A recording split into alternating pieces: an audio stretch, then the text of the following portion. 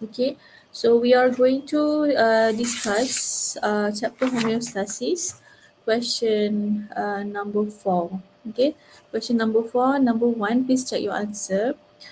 Give the importance of homeostasis in living organism. So this one is exactly uh, the question is exactly taken out of your lecture notes. So basically, the function of homeostasis, the first one, is that it allows the organism to become less dependent on the external environment. Okay, so whatever the outside the environment is, uh, through homeostasis, your body will be able to adapt. Okay, so, so for example, if for example the organism is living in really cold area environment, so the cold environment will not influence the function of the body. As we know, the function of the body needs body temperature. For example, for most animal, the temperature should be 37, the body temperature. So so the outside temperature will not influence the body temperature in order for the body to function well. As we know, our body it has many reactions to occur. It has many enzymes that mediate many reaction inside our cells. Okay, so that's why our body has to be maintained at certain body temperature, which is this 37, and will not be influenced by the outside environment. Okay, so second, so same point. So organism can live in a wider range of habitats. So we can see there is organism living in the desert.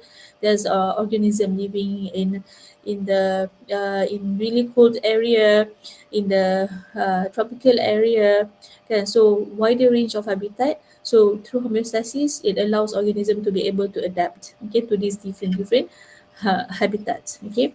Third, organism can adjust to its metabolic rate according to its requirement. So we know, for example, there's two types of organisms based on how they regulate metabolic rate. Okay, for example, we have ectotherm, endotherms. Can so for example, if we have the same size of organism, for ectotherm and endotherm, such as frog and also the mouse. Kan, so so this organism it has different metabolic rate that allows it to be able uh, to to be able to survive lah, kan. So for example, us during the fasting month, kan, Ramadan ni, so we eat less, we fast, but through homeostasis, through the release of hormone glucagon, so sugar will keep on releasing from stored glycogen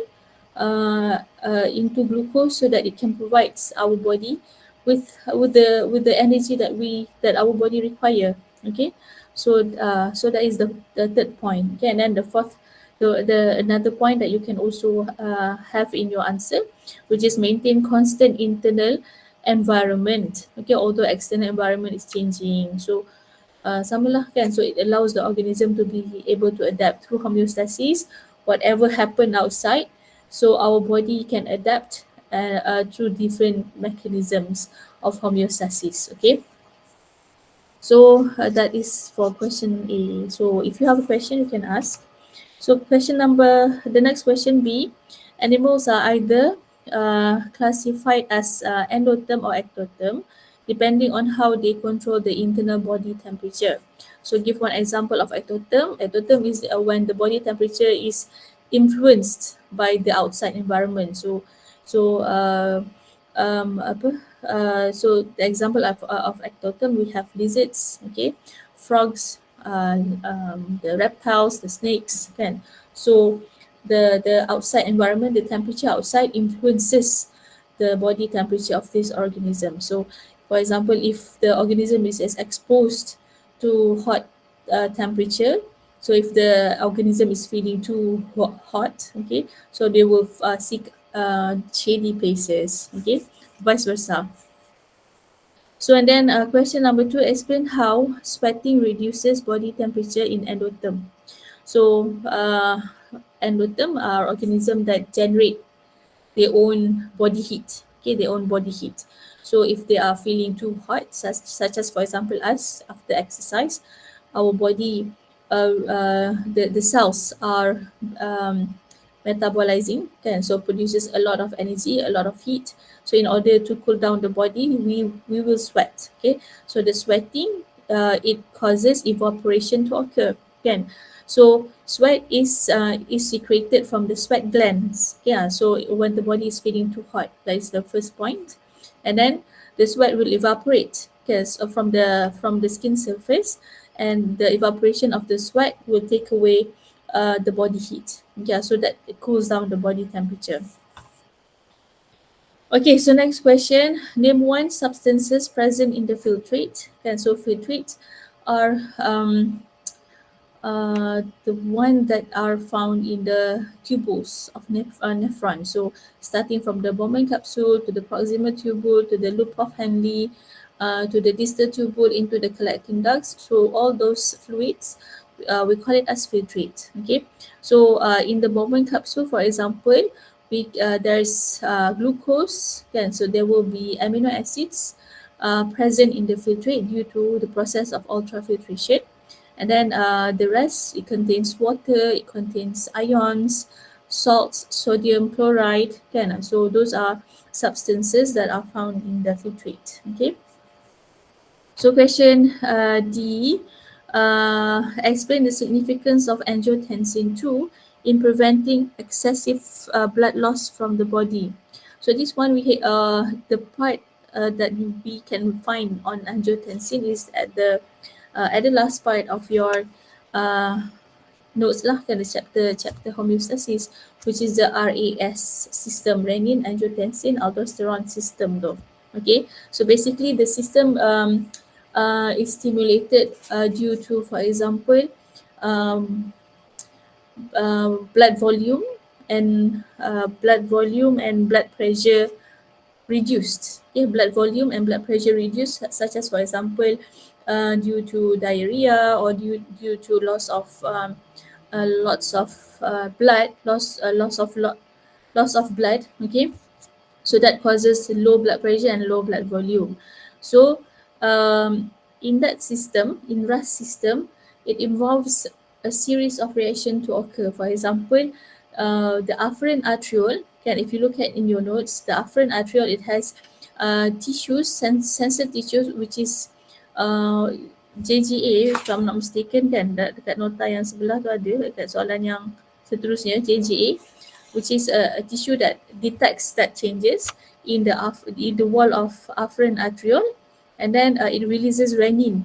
Okay, so renin is an enzyme that convert angiotensinogen to angiotensin 1, and then angiotensin 1 is converted into angiotensin 2 by the enzyme ACE, angiotensin converting enzyme ACE 2. Okay, and then angiotensin 2 will cause uh, the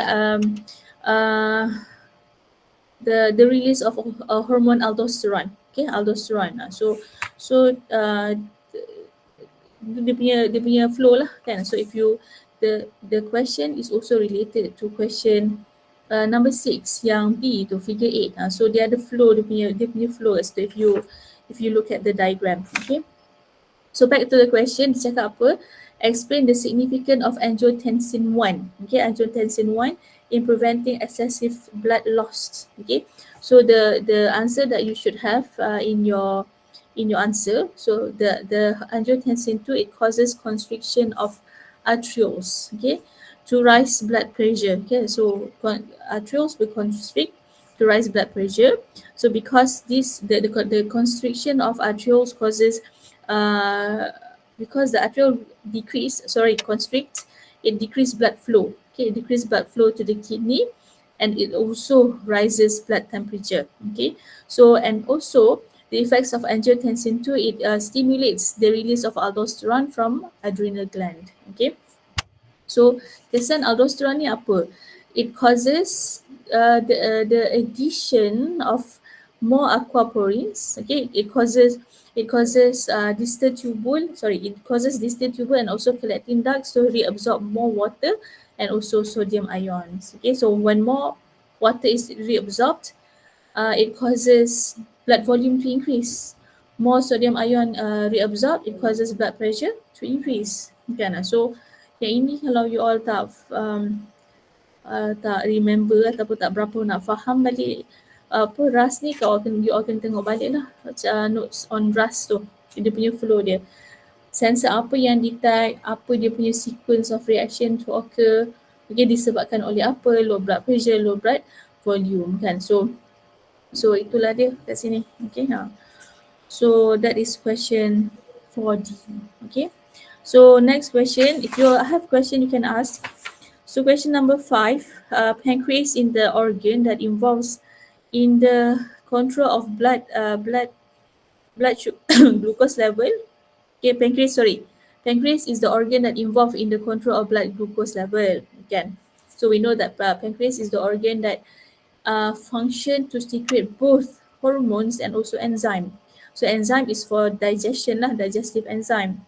Tapi kalau hormone, in this case, in the question that we are looking at, it causes the release of two hormones, which is insulin and also glucagon. Okay, so in the structure of pancreas, so we have cells. Okay, cells that function to secrete those hormones. Okay, so cells is in the cells that are responsible to secrete the hormones. We call it as islets of Langerhans. So islets of Langerhans, so dia ada B cell, beta cell and also alpha cell kan.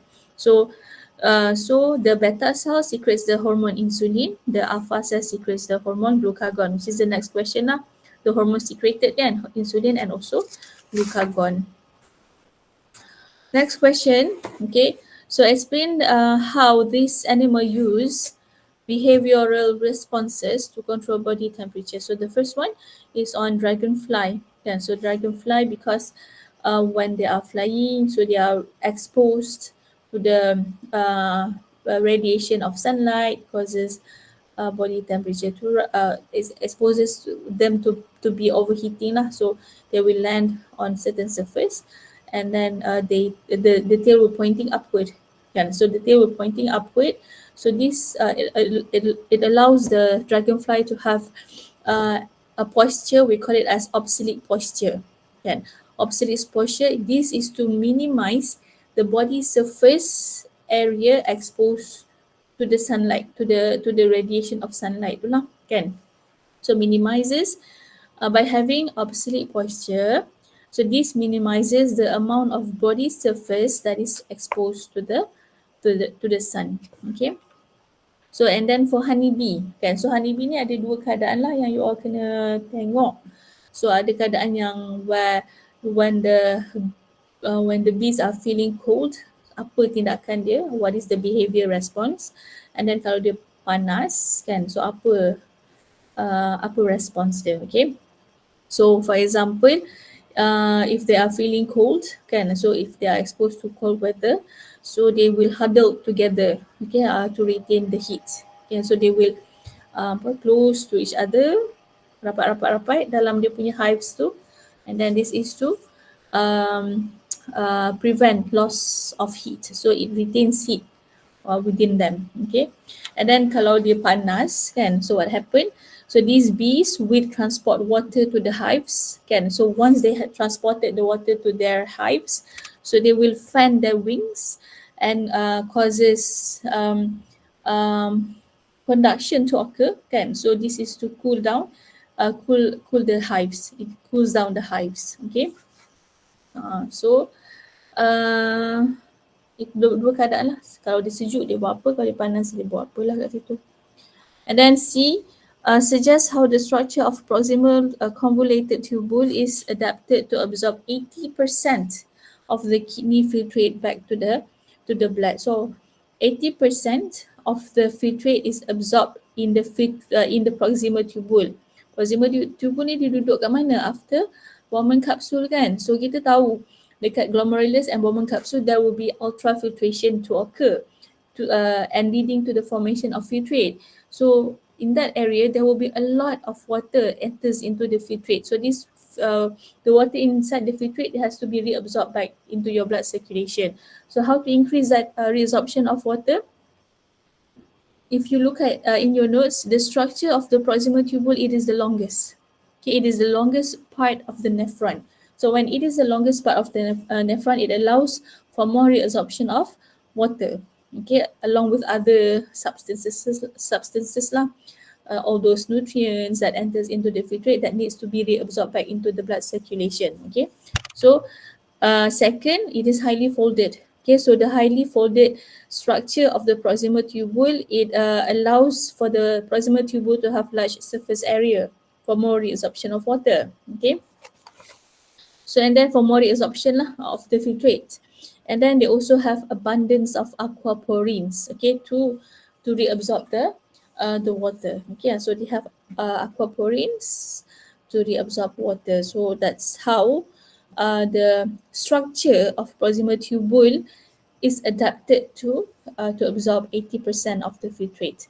So highlight kat soalan tu dia nak structure. So structure longest part, and then it is highly folded. It has a lot of aquaporins, abundance of aquaporins, and the reason lah you have to give. Okay, sebab cakap how the structure. Okay.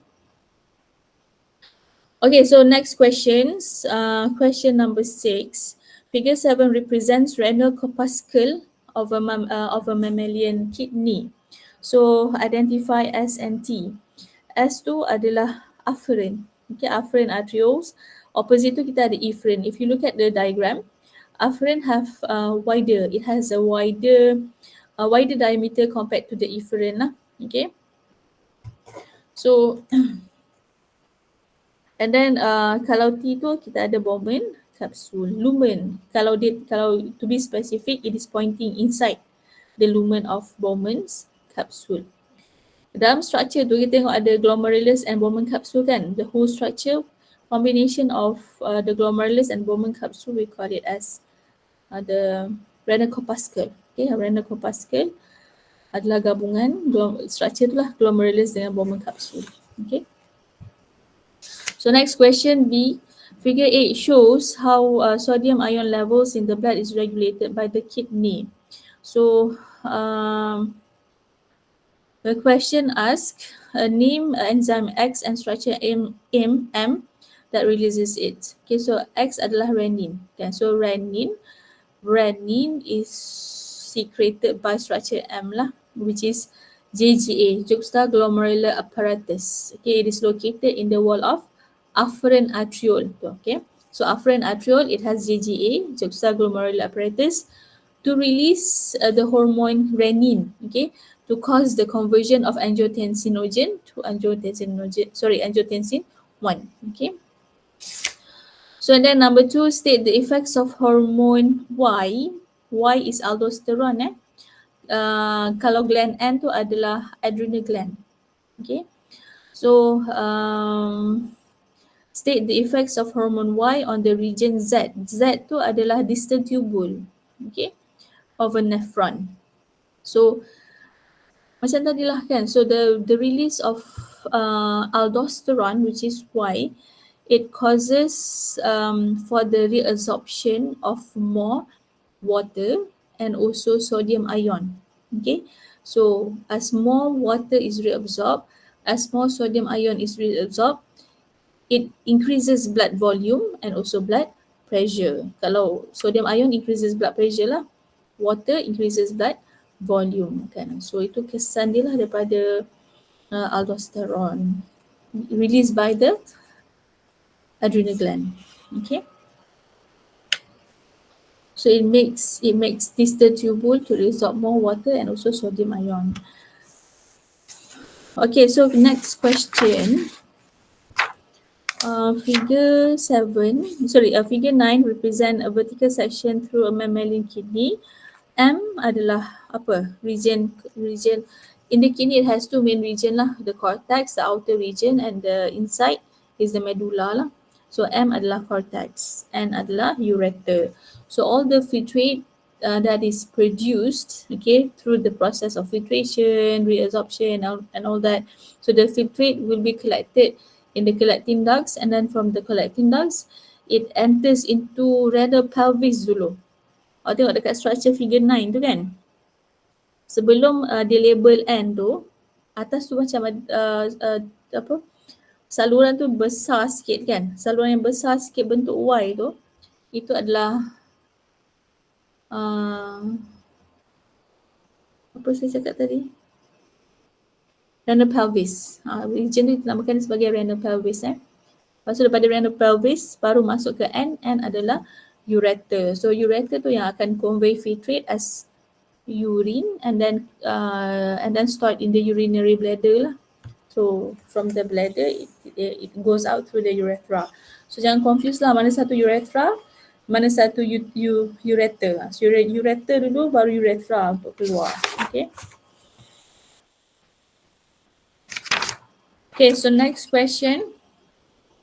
Table 1, okay, it shows concentration of solutes in the urine, okay. So blood plasma and also glomerular filtrate. So in the table, it shows you the composition of these three solution lah, urine, blood plasma and also glomerular filtrate, okay. So soalan dia tanya apa? Dia tanya explain the differences in the concentration of protein in the blood plasma and glomerular filtrate. So tengok table, cari je lah protein.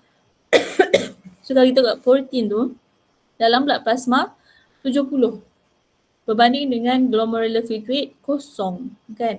So sepatutnya protein has to be maintained inside the blood vessels because the structure of protein is big.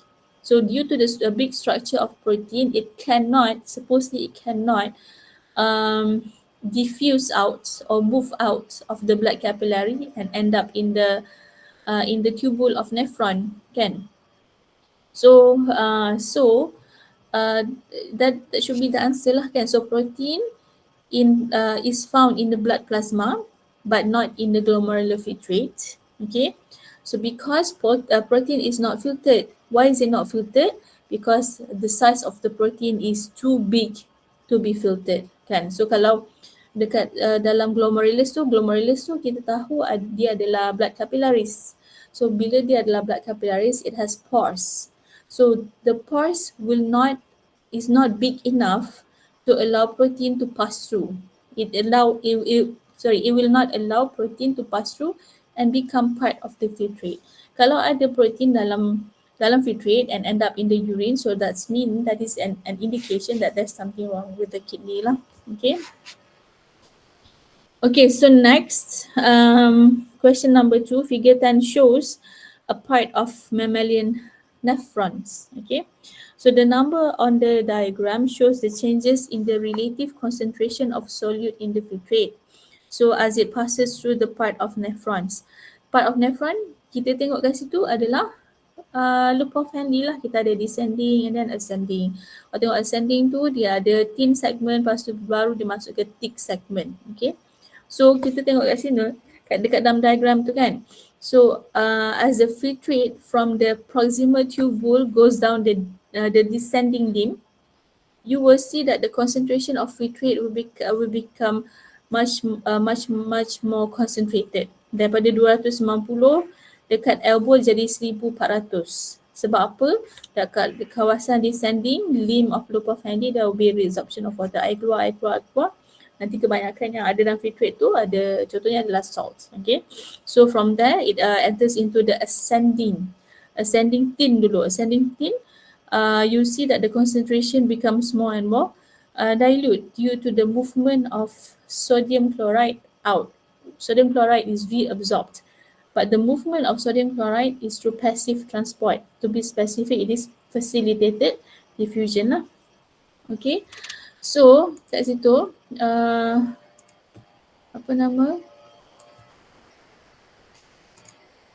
okay, kat situ as you can see, alright, dia tanya apa, explain how the ascending limb, how in the ascending limb the relative concentration of solute in the filtrate changes from 1400 to 300. Maksudnya kat sini awak explain untuk yang thin segment sahaja, apa yang berlaku thin segment tu kan. So in the thin segment of the loop of Henle, what happened, it is permeable to sodium ion and chloride ion. Okay, Sodium ion and chloride ion moves out via facilitated diffusion, or it moves out passively, okay, through facilitated diffusion. Sebab sodium ion adalah ion lah, tak boleh lah diffuse keluar macam tu je kan. It has to have transport protein to aid in the movement, okay.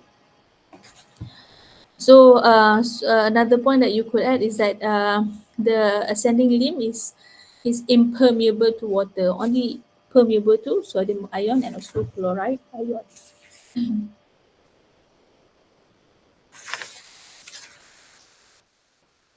Okay, so next question, number 8. You can interrupt me if you have question, yeah? Okay, so question number 8, I hope you are listening, okay? Please check your answer. So question number 8, explain why glucose might be present in the urine of some people. Okay, so kita dah buat ni masa lab kan. So masa lab awak tengok you test your urine sample with Benedict solution, and some of the urine changes from blue to bluish green, macam tu kan, or green. So that indicates that there's glucose inside the urine, but that doesn't mean that you have diabetes. It might mean sebab tu kalau you all buat check up kan, doktor suruh puasa kan, daripada malam tu ke 10 macam tu lah, tak boleh makan dah. Sebab apa? If you take the tests, okay, to test for the presence of glucose in the urine, lepas awak makan, so glucose might be present, so dia tak valid lah kat situ kan. So you have to puasa dulu semalaman kan, esok paginya pukul 8 macam tu baru boleh ambil glucose test tu kan. So kalau ada glukos dalam urine, maksudnya you all baru lepas makan. Setelah baru lepas makan, baru lepas sarapan bagi tu kan. So the first point, it is due to the intake of food with high content of carbohydrate or sugar. Maybe ada yang makan biskut ke sebelum kelas, ada yang makan roti ke kan. So those are carbo. So the carbo will be broken down into its monomer, which is the sugar, which is the glucose, and can be detected in little amount in the urine. Okay. So dekat sini, ataupun kalau orang yang memang ada diabetes, memang ada glucose lah kan. So pancreas cannot or does not secrete enough insulin, causing excess sugar, excess glucose is not converted into glycogen. So maksudnya tak cukup insulin diriliskan, so that excess glucose is not converted into glycogen and causing blood glucose level to increase lah. Yeah, so there will be high concentration of glucose in the blood. Okay. And then apa lagi point kat sini? Ultrafiltration in the glomerulus produces glomerular filtrate with high content of glucose. Kan, due to ultrafiltration in the glomerulus, so more glucose will pass into the and become part of the filtrate. Okay. So not all glucose will be reabsorbed from proximal tubule and present in the urine. It will be present in the urine. Okay. Dekat situlah kan. So A, and then B, discuss why the blood glucose level of a person who is fasting does not show much decrease. Kita puasa dah lebih pada setengah hari ni, dah pukul 3:30 lah kan. Tapi macam mana kita boleh ada tenaga lagi? Due to the stored glycogen that is converted into glucose by the hormone glucagon released from the pancreas. Itulah jawapan dia kan. So glucagon is secreted due to the low level of glucose in the blood that falls below the normal value, and then the alpha cell of islets of Langerhans secreted the glucagon, and the function of glucagon is to break glycogen into glucose. Okay. So next question, number 9. 3 solutes that are selectively reabsorbed back into the blood from the proximal tubule. We have sodium ion, chloride ion, sodium chloride lah, glucose, amino acids, vitamins ke kan. So all those that will be reabsorbed back. Soalan ni highlight kataan solute tu, sebab Kalau you all jawab water, salah lah, water is not solute, it is solvent. Okay. So and then question B is the same as the previous question. Yang soalan 8B tu sama je soalan dia tu, saya tak discuss. And then C, and then you have to give the definition of osmoregulation. This is straight from your notes lah, kan? So osmoregulation is how organism regulates or controls solute concentration and balance in the gain and loss of water. Okay, so involve balancing the uptake and loss of water and solutes. Alright. Okay, so next last question number 10. Identify E and F. E tu adalah distal tubule. You can write also distal convoluted tubule. Tak ada tak convoluted pun okay. And then F tu adalah collecting ducts. Okay, and then number 2, list 2 substances that are found in the glomerulus filtrate. Soalan tadi je sama je kan. So, tapi kat sini cakap substances. So, you can include your answer. Water is also accepted kan. So yang lain tu amino acid, nutrients, vitamin K, sodium chloride, ammonia, toxin, drugs, okay, creatinine kan. So those are found in the glomerular filtrate. And then last questions, describe the role of hormone that affects structure E. E adalah distal tubule kan. So when the blood osmolarity rises above set point. Blood osmolarity rises. Highlightkan yang itu. Itu maksudnya dah deviate daripada normal set point. Maksudnya kat sini apa? Darah jadi pekat. Kan? Darah jadi pekat, you are dehydrated. Your body is lacking water. So how to retain water inside the body and prevent the excess water to be lost as part of the urine? Okay. So your body, your kidney, when it filters the blood, it has to make sure it reabsorb as much water as possible. So this is done or controlled by the hormone ADH lah, anti-diuretic hormone kan. So anti-diuretic hormone. So kat mana ADH ni dihasilkan ataupun disecretekan sebenarnya? So it is secreted by the posterior pituitary kan. So the first point, ADH is secreted from the posterior pituitary.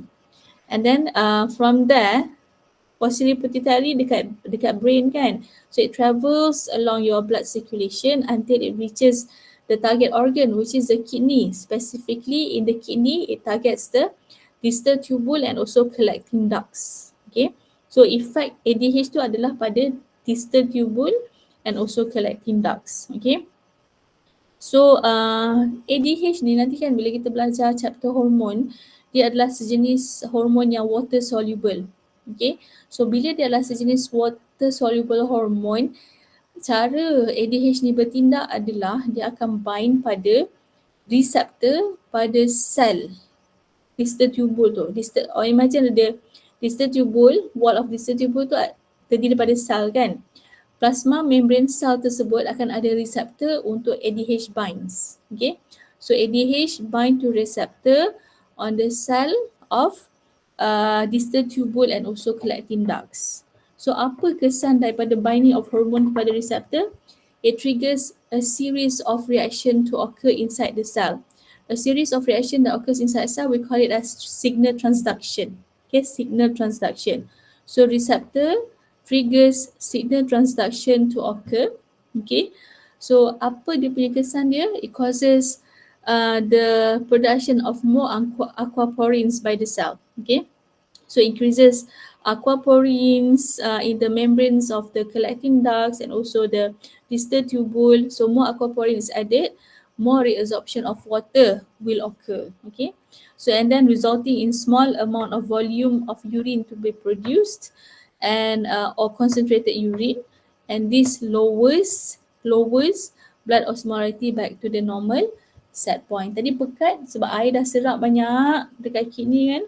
So it lowers back the osmolarity back to the normal set point. Okay, so those are the answers for chapter 8. Okay, so far apa yang kita dah discuss ni, you all faham ke? Ada soalan?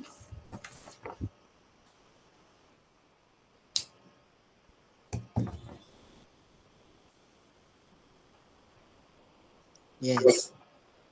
Faham so saya tak bagi peluang pun untuk tanya soalan. Ataupun saya bertanya soalan pada you all. So saya harap you all faham lah. Boleh follow Boleh. Boleh. Zaidi dah ajar sampai mana ya? Secretary dah habis dah? Dah.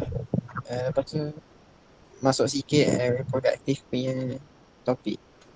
Kita tengok soalan tutur secretary kita boleh? Sebab tak? Boleh. Eh.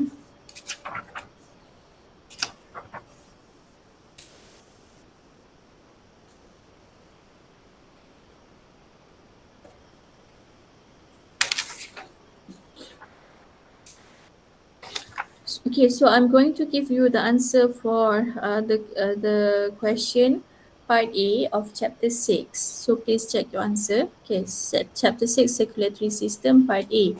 Number 1 is A, number 2 A, number 3 B, number 4 D, number 5 A, number 6 B, 7 C, 8 D, 9 D, 10 B, 11 D, 12 A, 13 C, 14 A, 15 C, 16 D, 17 B, 18 B, 19 C, 20 B, 21 B, 22 D, 23 D, 24 A, 25 D, 26 B, 27 A, 28 A, 29 D, 30 C.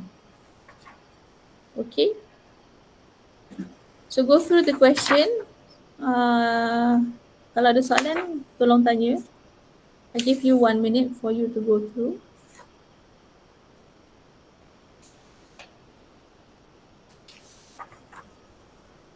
Madam, Yeah. what is the answer for 21? B, bola. Alright.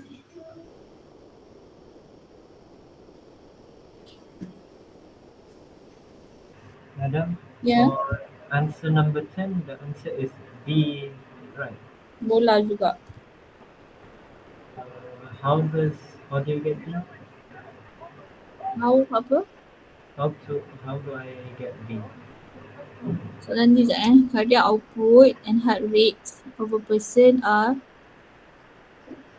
6,080 beats per minute. Calculate the stroke volume.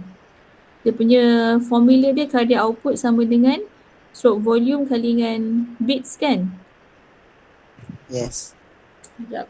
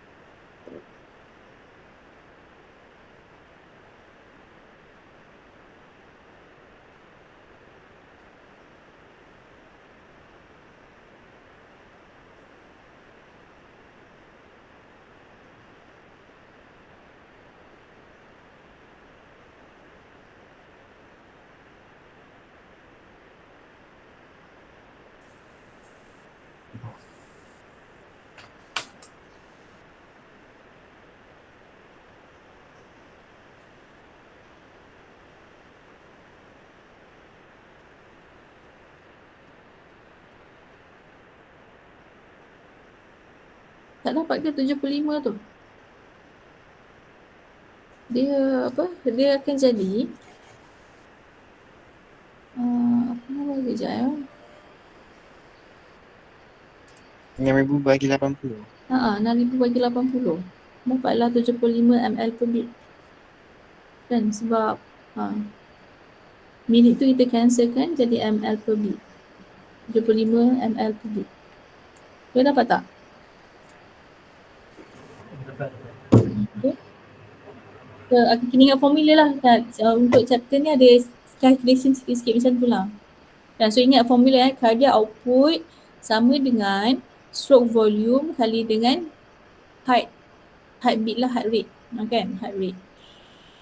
So, masuk je lah dalam formula tu, dia dapat lah dia punya apa-apa yang dia nak, komponen apa. In this case, dia nak komponen stroke volume lah. Okay, boleh Hayat? Ada soalan lagi yang lain? Kalau untuk nombor 5 tu, Question kenapa number 5. 5 B salah? Nombor 5. 5 B salah. Which of the following statement describe the similarity between artery, vein and capillary? Kalau kita tengok kat sini kan, kita ada 3 jenis blood vessel. Okay, blood vessels kita ada artery daripada jantung kan, and then blood capillaries, and then vein daripada tisu ke jantung balik. Okay, dekat sini awak kena tahu lapisan blood vessels ni ada 3. Okay, ada 3. Yang paling dalam tunica apa? Intima kan? Tunica intima, media, adventitia. Adventitia tu paling luar. Kalau blood capillaries dia tak ada lapisan media and also adventitia. Faham tak? Soalan dia cakap connective tissue form tunica adventitia untuk ketiga-tiga. Tak, salah lah. Faham tak? Tak, tadi wifi cut. Apa dia? Tadi audio cut. Saya tak dengar apa-apa. Audio cut. Suara saya putus ke apa? Okey. Awak tengok kat bahagian nota kan? Kat nota yang dia ada bagi tunjuk blood vessels tu kan? Blood vessels sepatutnya dia ada 3 lapisan. Paling dalam tunica intima, paling luar tengah media, and then luar adventitia. Soalan yang B tu, yang pilihan jawapan B, adventitia tu lapisan luar. Okay, lapisan luar. Blood capillaries dia tak ada lapisan luar. Dia tak ada tunica media, dia tak ada tunica adventitia. Dia ada tunica intima je, which is consists of endothelium saja. Kalau arteri dengan vein, baru dia ada ketiga-tiga lapisan tersebut. Intima dia ada, media dia ada, adventitia dia ada. So kita tak boleh pilih B. Faham? Faham. Nah, so jawapan dia A kan, iaitu central lumen lined with an endothelium. Endothelium tu adalah tunica intima. Ketiga-tiga blood vessels ni, artery, vein and blood capillaries, mesti ada tunica intima yang terdiri daripada endothelium. Faham? Okay. Madam, kalau 25. Soalan 25. Which of the following statement regarding hypertension is not correct? Not correct So kalau A tu, exercise can reduce the risk of hypertension. Betul lah. Sebab dia bagi jantung you all lebih sihat, and then prevent it burns fat, prevents the blockage of artery daripada formation of clogs by the fats kan, leading to atherosclerosis tu, and then kalau blood vessel sempit, blood pressure increase lah kan, hypertension.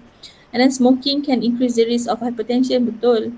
And then a diet rich in fats can increase the risk of hypertension, betul lah. And then kalau D tu, excessive accumulation of interstitial fluid can increase the risk of hypertension. Tak. Excessive accumulation of interstitial fluid itu adalah edema untuk lymphatic system kan. Lymphatic system disebab okay, darah bila dia mengalir dalam salur darah kita daripada arteri ke blood capillaries kan, arteri and then arterioles and then blood capillaries. Dekat blood capillaries tu, bila darah daripada arterioles masuk ke blood capillaries, there will be blood pressure. Okay, so blood pressure causing fluid from our blood to move out of the blood capillaries and enter into interstitial fluid and become fluid in your tissue. So kita tak nak fluid in the tissue, which is interstitial fluid, to accumulate bila accumulate, dia akan menyebabkan kaki kita bengkak ke, tangan kita bengkak ke. So that excess fluid that forms the interstitial fluid tu must be returned back to your blood circulation. So one of the way of returning back that excess fluid into your blood circulation is through the lymphatic system lah. So yang D tu tak, dia itu melibatkan accumulation tu melibatkan edema, tissue swollen. Boleh? Boleh.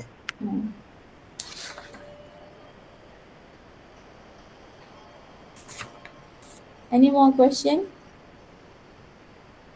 from part A?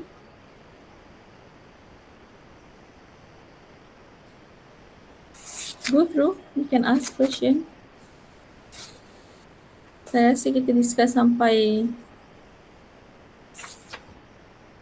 part A je lah kot.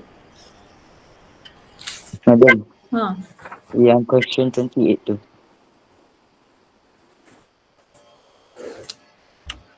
Figure 3 is part of ECG trace. ECG trace that shows the P, QRS and T waves. Which of the following indicates the electrical activity during atrial contraction? P lah. Yang ini kan, ECG ni dia detects the conduction, electrical conduction in the heart muscle. Okay. So heart muscle ni dia akan menyebabkan bila ada aliran elektrik dekat heart muscle, dia akan menyebabkan heart tu boleh berdegup lah kan. So degupan jantung ni disebabkan oleh apa? Heart chambers to constrict ataupun constrict lah. Constrict is systole and then relax is diastole kan. So kalau P tu dia adalah di mana atrial systole, contraction, bukan constrict, contraction. Okay, atrial contracts. So atrial contracts, dinding atrium ni nipis je. So bila dia tak setebal ventricle, so electrical conduction, voltage tu tak adalah setinggi kalau dia masuk ke dalam part ventricle. Kan? Sebab apa? Atrium ni adalah chamber yang bila dia contract, dia just nak push blood in the atrium into the ventricle. Chamber sebelah dia je. Kan? So the wall of the atrium doesn't have to be so thick compared to the ventricle. So bila tak berapa tebal berbanding ventricle, electric current yang mengalir tu tak adalah banyak sangat. So dia punya P wave tu tak dah setinggi QRS. QRS tu bila berlaku contraction of ventricle. Okay, contraction of ventricle. QRS tu contraction of ventricle lah. Boleh? Boleh. T tu adalah bila ventricle relax. Still ada electric conduction lah kat situ. Sebab dinding dia tebal. Any more question from part A?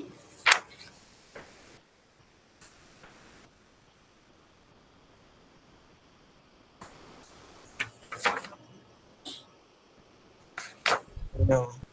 Tak ada.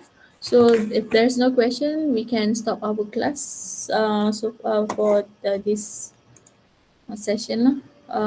So I hope I see you tomorrow. Okay, please make sure that you join the lecture tomorrow.